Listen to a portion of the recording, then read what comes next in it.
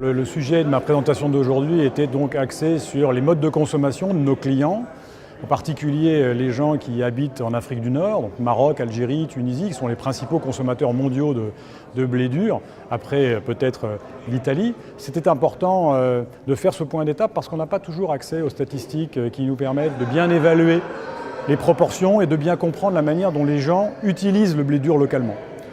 C'est important de savoir qu'en fonction des pays, l'utilisation du blé dur peut être très différente. Je prends par exemple le Maroc. Le Maroc, l'utilisation du blé dur est avant tout faite pour fabriquer du pain. En Algérie, pour fabriquer du couscous. En Tunisie, pour fabriquer des pâtes. Donc en fonction du pays, la première utilisation n'est pas forcément celle qu'on croit. La demande est là. Les clients sont en face de chez nous. Les livrer, c'est 3 jours de bateau. Aujourd'hui, on constate que la production de blé dur en France diminue.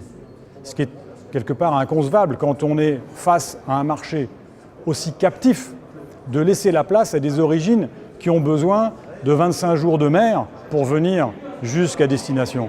Donc aujourd'hui, le message, c'est vraiment de dire aux agriculteurs français, le marché il est là, le marché il est pérenne.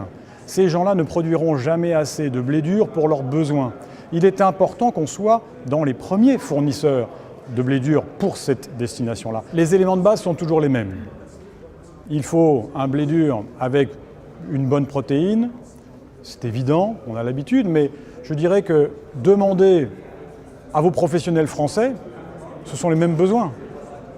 La seule différence réside dans le fait qu'en fonction des pays de destination, les achats vont être faits par des industriels privés ou par des offices d'État. Au Maroc, ce ne sont que des privés. Ces gens-là ont l'habitude d'acheter les meilleurs blés durs du monde. Donc ils ont une exigence de qualité qui est au-delà de la moyenne.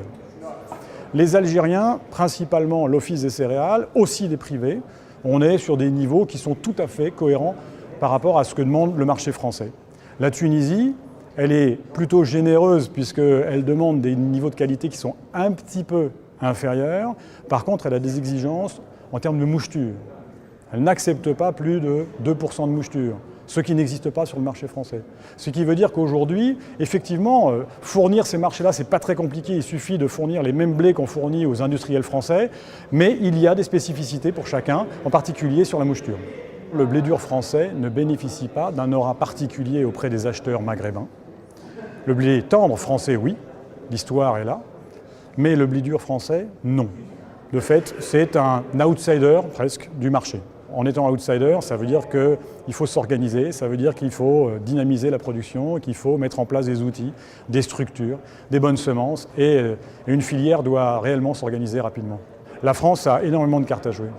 Et ça s'est prouvé les années précédentes où on avait 2 millions de tonnes de production et on en exportait 700 000 tonnes. Et effectivement, on arrivait à fournir une partie des besoins, en particulier de l'Algérie, mais aussi du Maroc. Ce qui n'est pas le cas aujourd'hui.